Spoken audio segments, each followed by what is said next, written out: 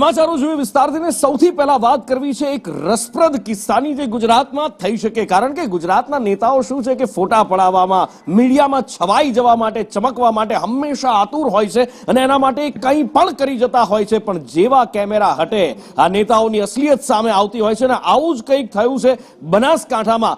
વાત ખેડૂતોની હતી, પ્રશ્ન સિંચાઈનો હતો। શું થયું એ ત્રણ દ્રશ્યો તમે જુઓ।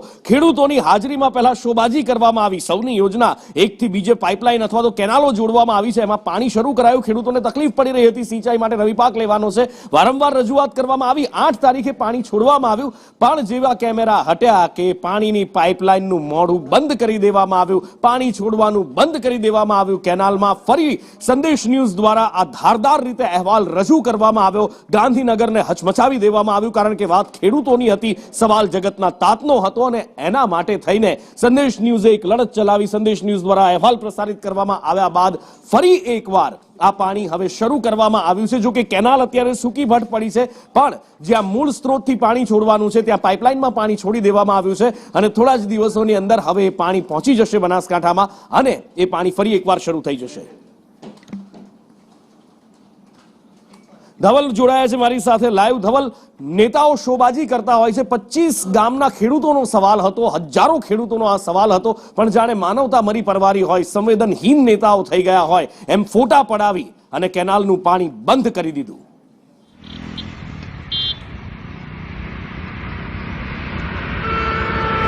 નુપુર ચોક્કસથી બનાસકાંઠા જિલ્લામાં થરાદથી સીપુ નર્મદાના નીર પહોંચાડવા માટે જે પ્રકારે સરકારના કરોડો રૂપિયાના ખર્ચે એક પાઇપલાઇન નંખાઈ હતી ને પાઇપલાઇનનું લોકાર્પણ કરવા માટે 2 દિવસ પહેલા નેતાઓ છે તે સ્થળ પર પહોંચ્યા હતા। જો કે નેતાઓ દ્વારા જે પ્રકારે પાઇપલાઇનનું લોકાર્પણ કરાયું ને જે નવા નીર આવ્યા તેના વધામણા કરાયા, પરંતુ નેતાઓ તે બાદ ઘરે પહોંચ્યા તે પહેલા જ આ નીર છે તે બંધ થઈ ગયા હતા।